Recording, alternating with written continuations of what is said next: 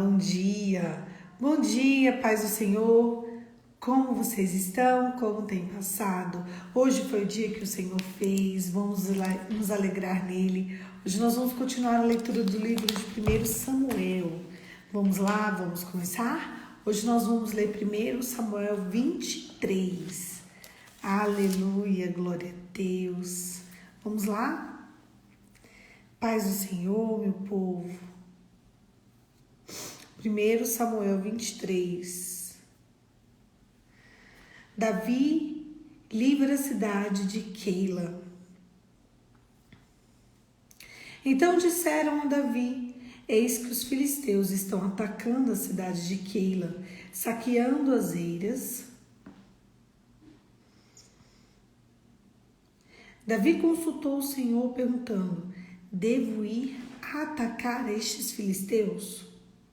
O Senhor respondeu a Davi: vá, ataque os filisteus e livre a cidade de Keila. Porém, os homens de Davi disseram: temos medo aqui em Judá, quanto mais indo a Keila lutar contra a tropa dos filisteus. Então Davi tornou a consultar o Senhor e ele lhe respondeu: levante-se e vá a Keila, porque estou entregando os filisteus nas tuas mãos. Então Davi e os seus homens foram a Keila e lutaram contra os filisteus e tomaram todo o gado deles e causaram grande matança entre eles. Assim Davi salvou os moradores de Keila. Aconteceu que, quando Abitar, filho de Aimeleque, fugiu para junto de Davi em Keila, levou a estola sacerdotal. Foi anunciado a Saul que Davi tinha ido a Keila. Então Saul disse: eis que Deus o entregou nas minhas mãos. Está cercado, pois entrou numa cidade de portões e ferrolhos. Então Saul mandou chamar todo o povo para a batalha, para que descessem a Keila e cercassem Davi e os seus homens. Quando Davi soube que Saul maquinava o mal contra ele, disse ao sacerdote Abitar: traga aqui a estola sacerdotal. Então Davi orou: ó Senhor Deus de Israel, teu servo ouviu que Saul de fato procurava vir a Keila para destruir a cidade por minha causa.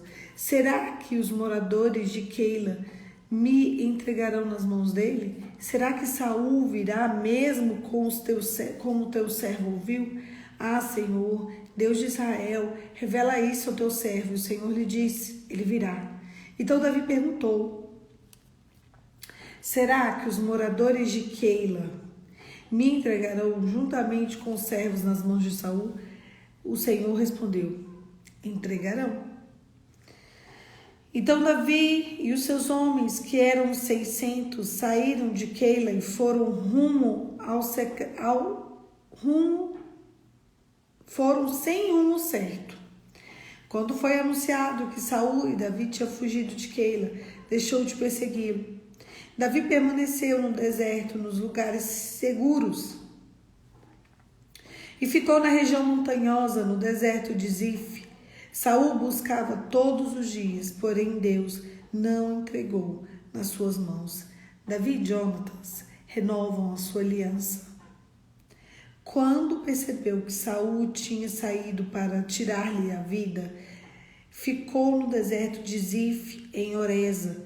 Então Jonatas, filho de Saul, se levantou e foi falar com Davi em Oreza. Lhe fortaleceu a confiança em Deus. Jonatas disse: não tenha medo, porque a mão de Saul, meu pai, não encontrará você. Você será rei de Israel, e eu serei o segundo depois de você, o que também Saul, meu pai, bem sabe. E ambos fizeram aliança diante do Senhor, e Davi ficou em Oreza, e Jonatas voltou para sua casa. A traição dos zifeus. Então os zifeus foram falar com Saul em Gibeá, dizendo: não é verdade que Davi está escondido entre nós, nos lugares seguros de Oreza, no monte Aquila, ao sul de Jezimon? Agora o rei, conforme o desejo do seu coração, venha, que a nós compete entregar Davi nas mãos do rei. Saul respondeu: que vocês sejam benditos do Senhor, porque tiveram pena de mim. Vão agora e informe ainda melhor. Descubram o lugar que ele frequenta, quem o viu ali, porque foi dito que ele é muito astuto. Por isso, prestem bem atenção. Informe-se ao respeito de todos os esconderijos em que ele se oculta. Voltem para cá com informações seguras. Então eu irei com vocês, e se estiver na região, irei procurá-lo dentre os milhares de Judá. Então eles se levantaram e foram a Zif, diante de Saul. Ora, Davi e os seus homens estavam no deserto de Maom, na planície do sul de Gesimon. Saul e os seus homens foram ao enlaço dele. Isso foi dito a Davi, por isso ele foi para a rocha, que está no deserto de Maom. Quando Saul soube disso, perseguiu Davi no deserto de Maom. Saul ia de um lado do monte, e Davi e os seus homens para outro. Davi se apressou em fugir para escapar de Saul, porém este e os seus homens o cercaram, Davi e os seus homens, para os prender. Então veio a mensagem de Saul dizendo: venham depressa, porque os filisteus invadiram a terra. Por isso Saul desistiu de perseguir Davi e foi lutar contra os filisteus. Por essa razão, aquele lugar se chamou Sela Hamalecote. Davi partiu daquele lugar e ficou no lugar seguro de En-Gedi. O texto, ele começa, Esse texto, ele começa com Davi lutando a favor de Israel. Gente, olha só que forte. Os filisteus, eles invadem um pedaço, da terra de Israel. E aí Davi pergunta a Deus: Deus, eu devo lutar contra esse povo? Eu devo lutar contra os filisteus? Deus fala: lute. E é incrível que ele vai lá, ele luta e ele derrota os filisteus. Só que Saul fica sabendo e Saul começa a persegui-lo. Olha só, Saul tinha uma missão. Ele era o rei de Israel. Eu contei para vocês, acho que ontem ou de ontem, que Saul desistiu de livrar Israel. Ele desistiu de reinar Israel.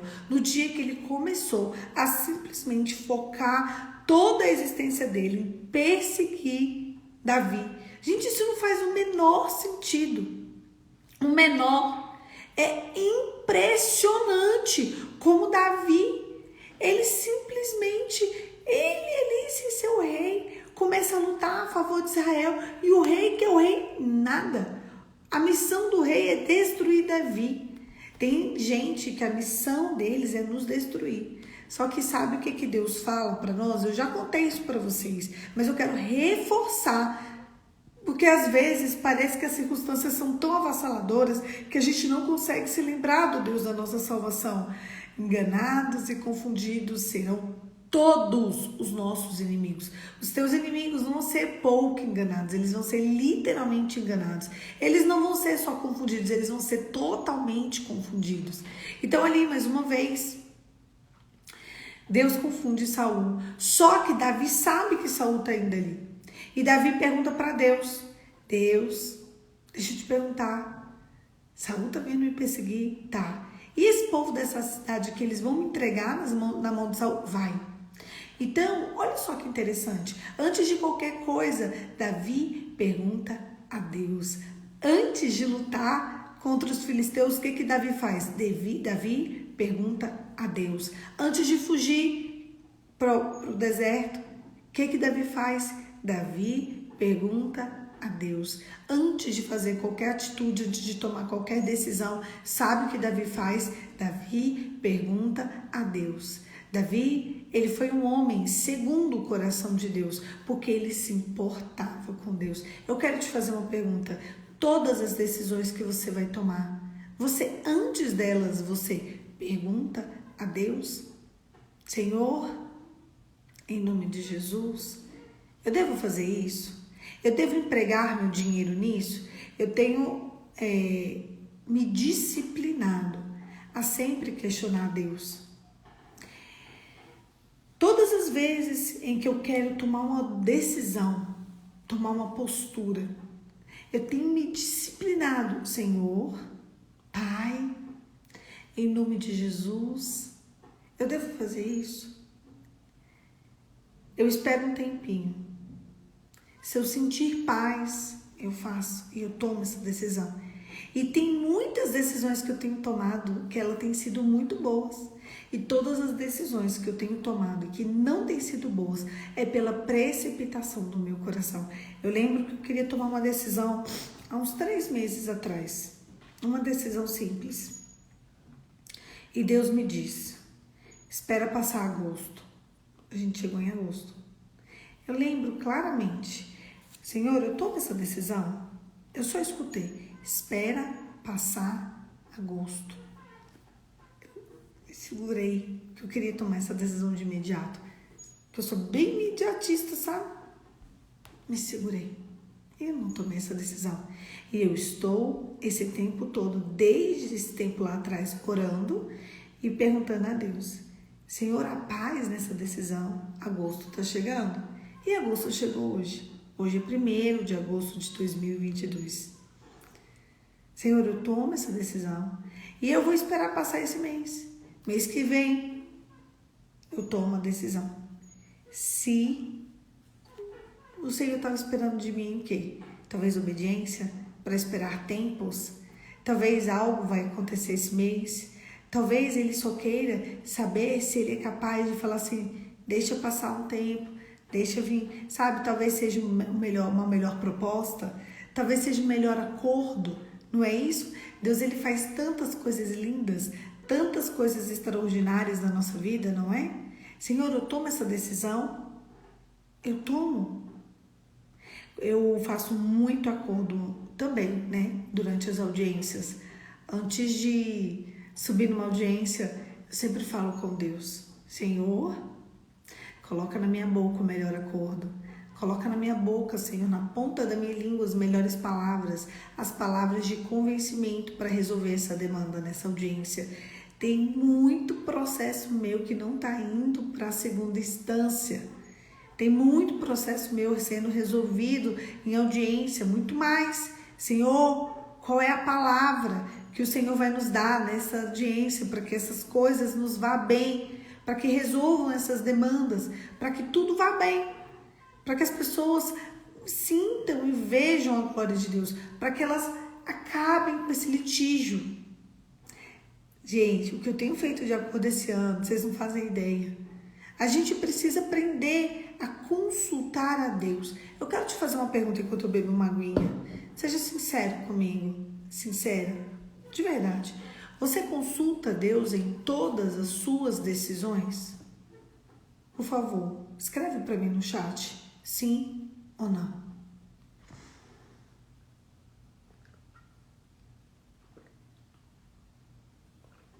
Você tem perguntado a Deus? Você tem questionado a Deus as suas demandas? Ou você está tomando as decisões com base nas circunstâncias? Até agora não tem nenhum sim. Não. Eu vou te ensinar. Eu vou te ensinar como saber a vontade de Deus. A Idalice tem, né, Idalice? Não. Só a Idalice que sim até agora. Não. Primeiro ponto. Muito sério isso. E eu queria que vocês se atentassem a mim.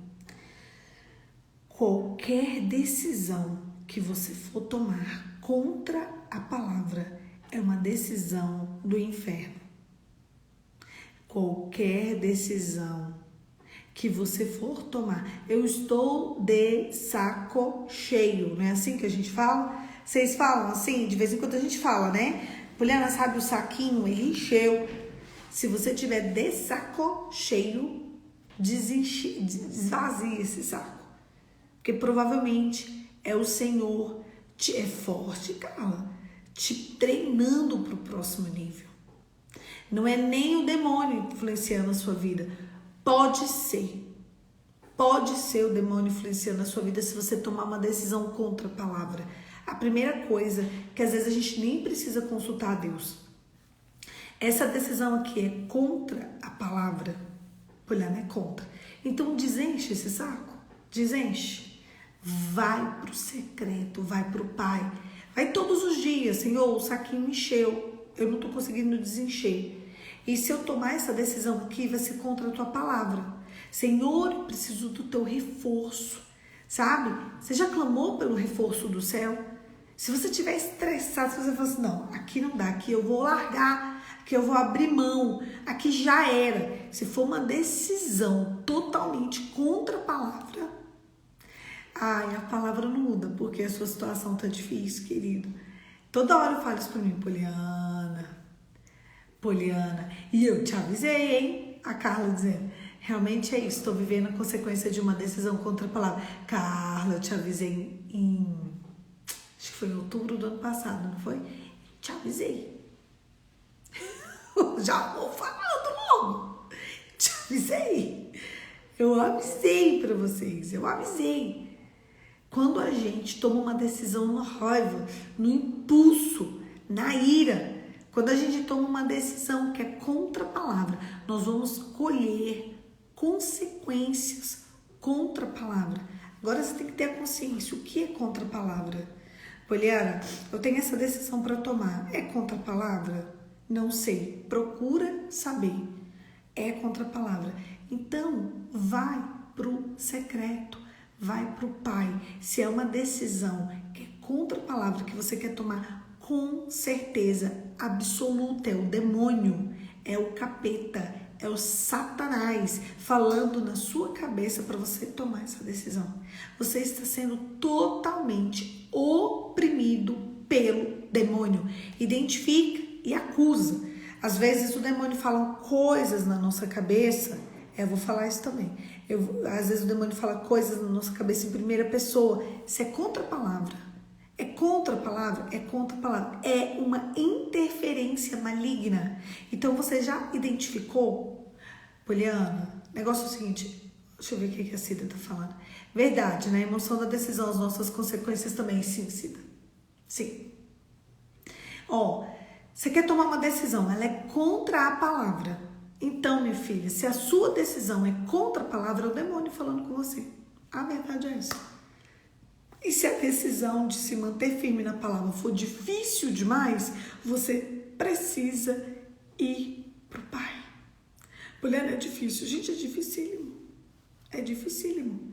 Eu queria tomar uma decisão. E a decisão não era contra a palavra. E sabe o que Deus disse? Espera até agosto. Vocês não estão entendendo. Eu queria tomar uma decisão naquela semana. Eu que meu nome é pronto. Existem pessoas pensadoras e pessoas fazedoras. Eu sou fazedora. Eu sou aquela. Chegou, eu faço. Chegou, eu faço. É bora. Chegou, a demanda, tá feito. Chegou, tá feito. Chegou, tá feito. Sabe o que acontece?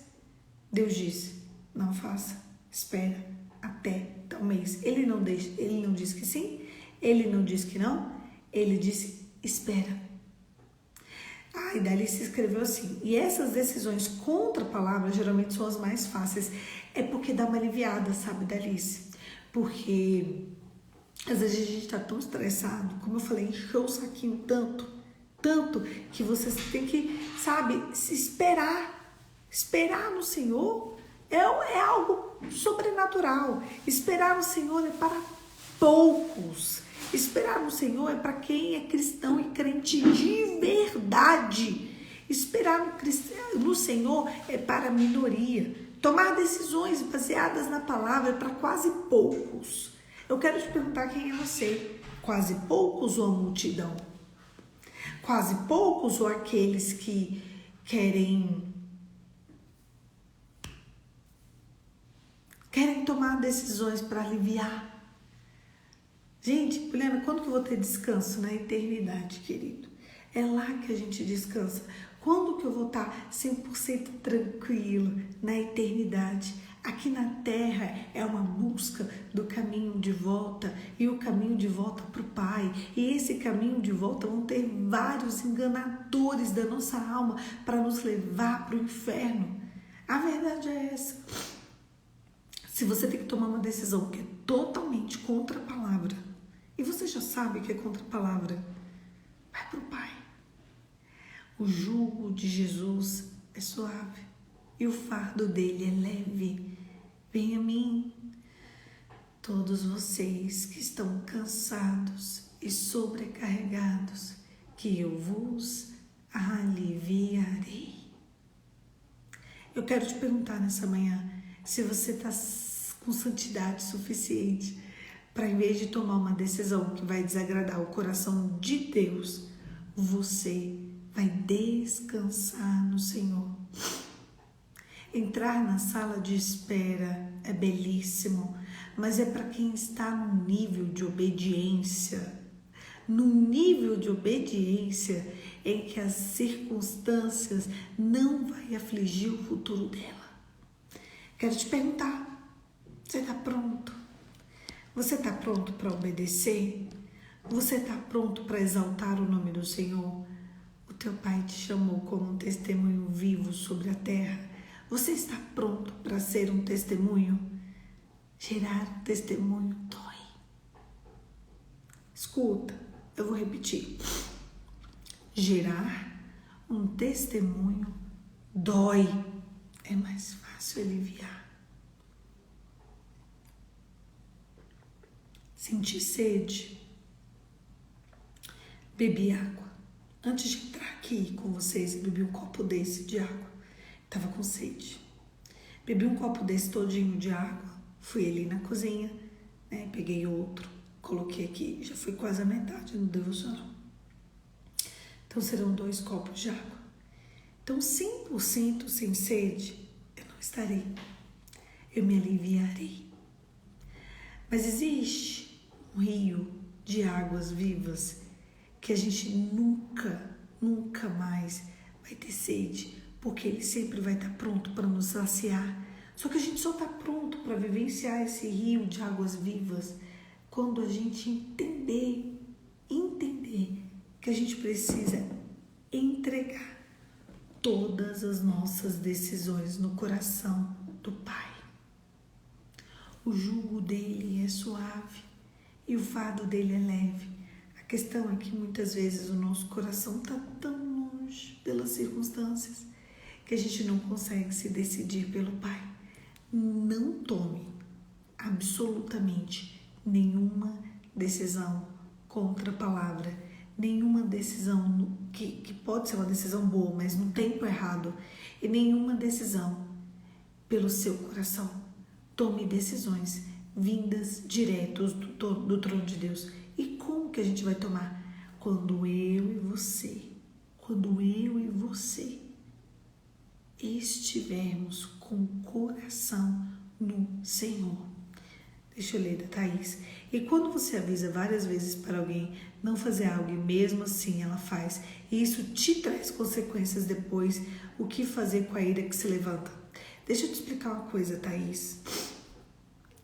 Às vezes, a gente sabe. Eu lido com pessoas, Thaís, todos os dias. Eu falo para essas pessoas, essa sua decisão, ela é contra a palavra.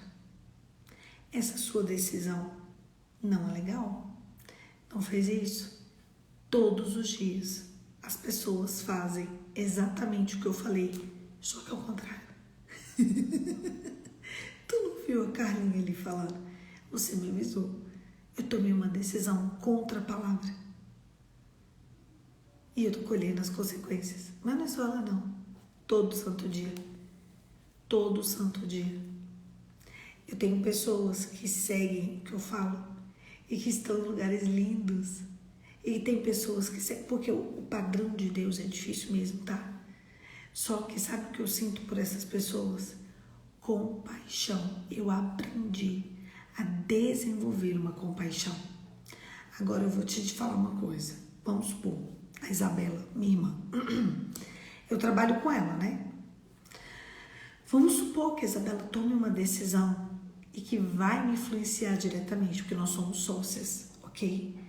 Vamos supor que a Isabela tome uma decisão jurídica e que isso vai me influenciar diretamente, que seja ruim para mim e que a gente vá colher as consequências disso. Ela é adulta. Ela sabe que eu avisei. E a minha missão é ajudá-la, nos ajudar a nos livrar dessa situação que eu mesmo tinha avisado. E como eu vou fazer isso? Indo pro Pai. Eu já tomei decisões ruins, muitas delas, Thaís, muitas de verdade, em que a Isabela teve que arrumar encrenca. E a Isabela já tomou muitas decisões, não é muita, que eu tive que arrumar encrenca. Mas alguém tem que ser santo. Alguém tem que parar e pensar assim, não, calma, bora lá.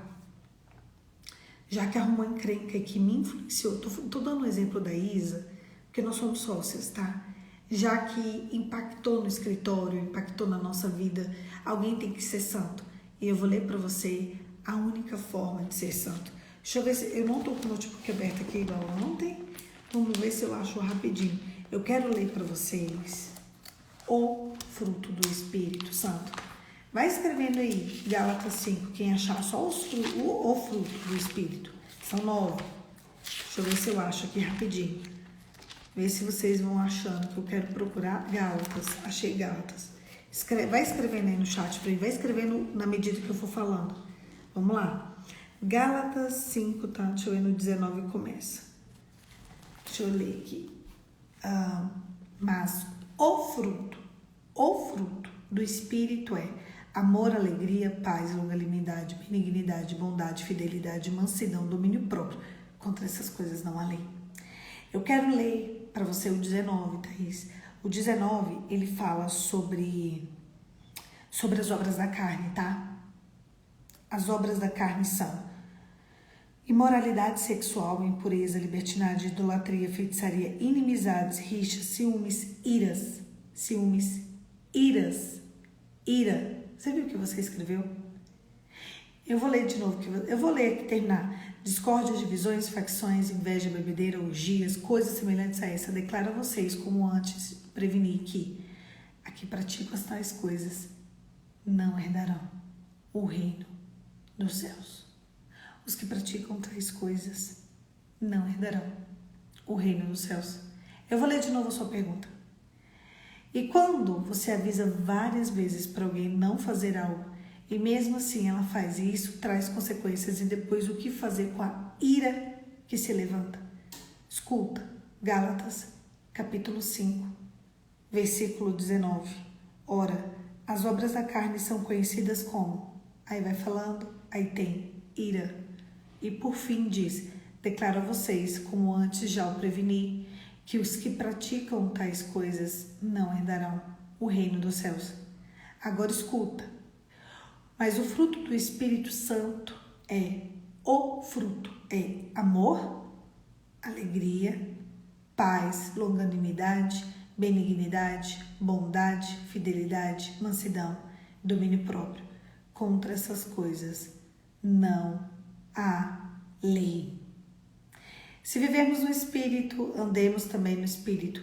Não nos deixemos possuir de vanglória, provocando uns aos outros, tendo inveja uns dos outros. Você entendeu? Você vai precisar desenvolver o fruto do Espírito. Não tem como ser amável e não ter paz. Não tem como ser alegre e não ter longanimidade. Não tem como ser bondade e não ter benignidade. Não existe a menor possibilidade de você ser fiel e não ser mansa e não ser dominada pelo Espírito Santo.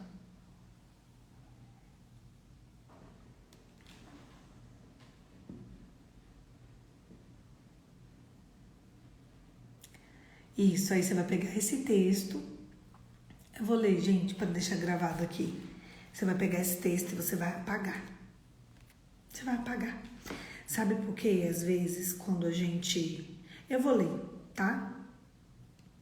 Eu, antes de abrir o devocional, eu tinha escrito um texto para o meu companheiro, por estar chateada com ele. Nossa filha quase morreu por conta de um resfriado que virou bronquiolite. Eu pedi para ele não se aproximar dela tanto, beijar ela e não pegar. Ele fez mesmo assim e eu apaguei. Pronto. Você apagou. Deixa eu te explicar. Às vezes, eu vou te contar uma. Quando eu era adolescente, meu primo nasceu. Acho que eu tinha 15 anos. o Mateus. 14, 13 anos. Mateus nasceu. Mateus hoje está com 20 e poucos anos. Quando ele tinha 6 meses, ele nasceu em outubro. Novembro, dezembro, janeiro, fevereiro, março, abril. 6 meses de vida. Eu lembro que as minhas irmãs deram chocolate para ele com 6 meses, na Páscoa, para comemorar a Páscoa. Nós sabíamos que não podia fazer isso. A gente deu para tirar foto, para ficar bonitinho. Tudo adolescente de 13, 14, 15 anos. Aquele menino, ele teve uma infecção estomacal tão pesada, tão pesada, tão pesada, que ele passou 2 semanas internado no hospital, com 2 meses. Você faz ideia de como a gente se sentiu? Ele era uma criança, um bebê. E a minha tia falou 500 vezes, não faça isso. A minha tia não julgou a gente, não acusou, não fez nada. Ela só disse, quando a gente fala que não é para fazer, olha o que acontece. Então, a gente sabia que não era para fazer, porque ela avisou. Só que a gente tinha 13, 14, 15 anos, menino sem nada na cabeça. Ele poderia ter morrido também.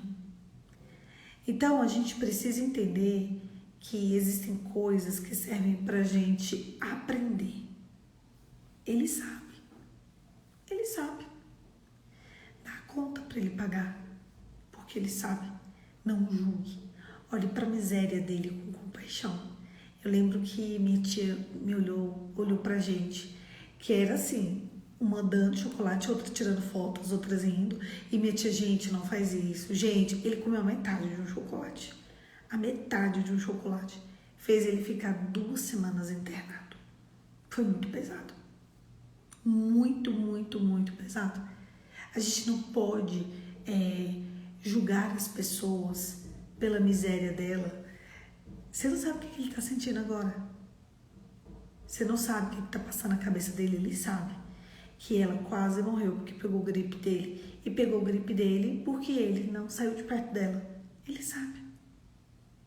Ele é adulto e ele sabe. Então, você vai desenvolver o fruto do Espírito Santo e você não vai falar nada. Vai falar, tá precisando desse remédio. Tá precisando daquele remédio. Ele sabe. Ele sabe. Ele é adulto e ele sabe. Você não avisou? O problema é que a gente quer tratar adulto feito criança. Ele sabe, se eu com 13 anos soube, e eu tô contando essa história pra vocês ainda com o coração doendo, gente, meu coração dói nessa história até hoje. Eu tenho pavor de bebê comendo doce. Bebê, eu tenho pavor. Sim, vai sobrar pra você.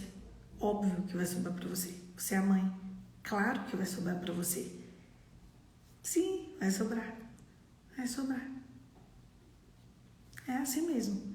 Muitas vezes a gente vai ter que tomar decisões que são muito difíceis, porque elas vão fazer com que a gente obedeça a palavra. Mas o fruto do Espírito é amor, alegria, paz, longanimidade, benignidade, bondade, fidelidade, mansidão, domínio próprio. Contra estas coisas não há lei. Não trate adulto feito criança.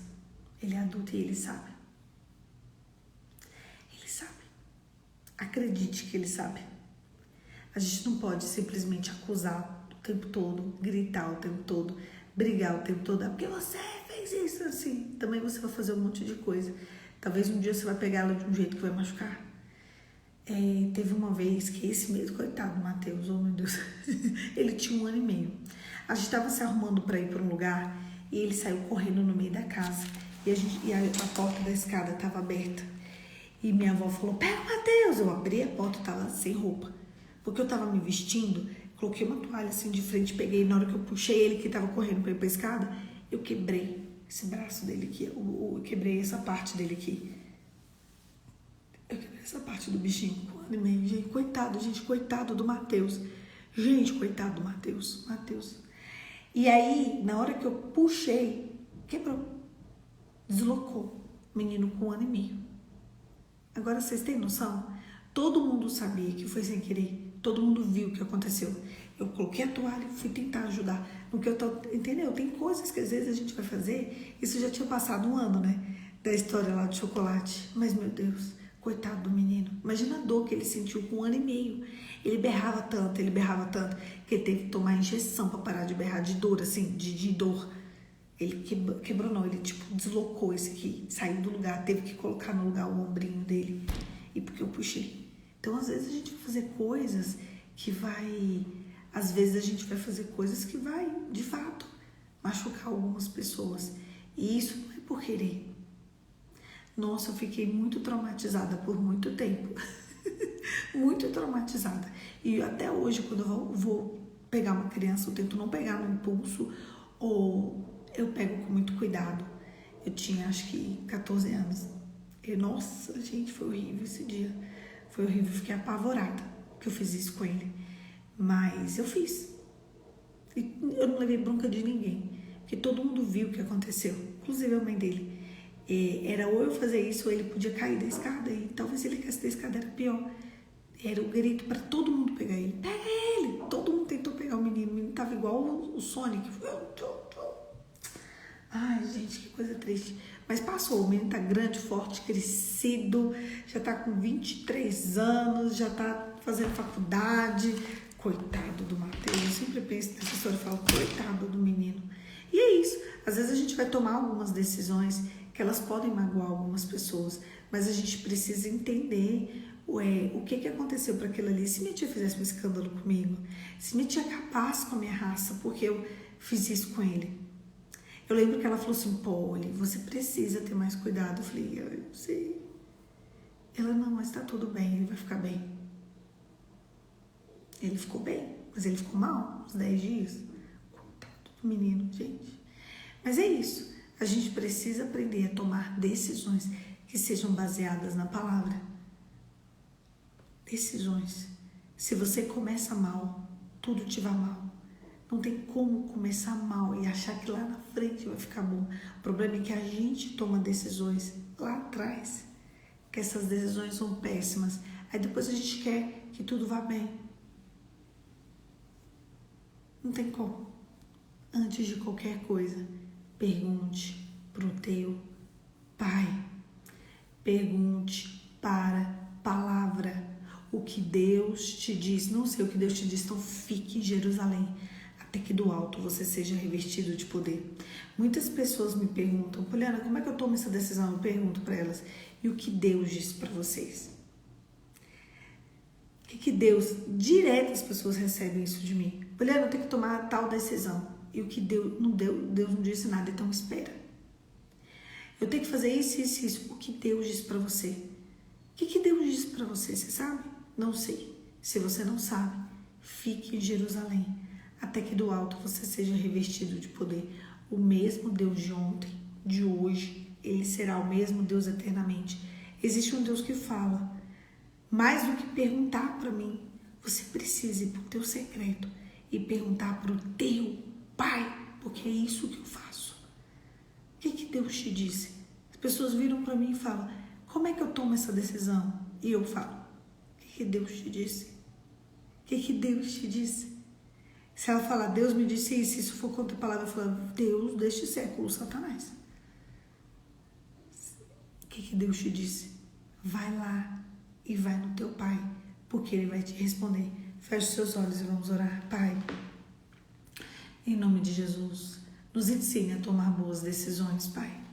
Nos conduza pelas águas de descanso, onde nós possamos encontrar abrigo e consolo e seguro no teu secreto, em nome de Jesus, amém, amém, queridos, que Deus, olha aí, tá vendo, se você ouviu essa mesma palavra, fique em Jerusalém, e hoje eu repeti ela, cuidado com suas decisões, espera, é tempo de esperar, ficar em Jerusalém até que do alto você seja revestido de poder, é para você esperar. Tome nenhuma decisão precipitadamente. Fique em Jerusalém, até que do alto você seja revestido de poder. A gente quer tomar todas as decisões do mundo. Toma não. Se enche do Espírito, se enche do Espírito. Desenvolva os 9 frutos do Espírito. Se enche. Daqui do alto. Você seja revestido de poder. E assim você tem a função cognitiva para tomar as suas decisões. É isso. Um beijo. Fica com Deus e até amanhã.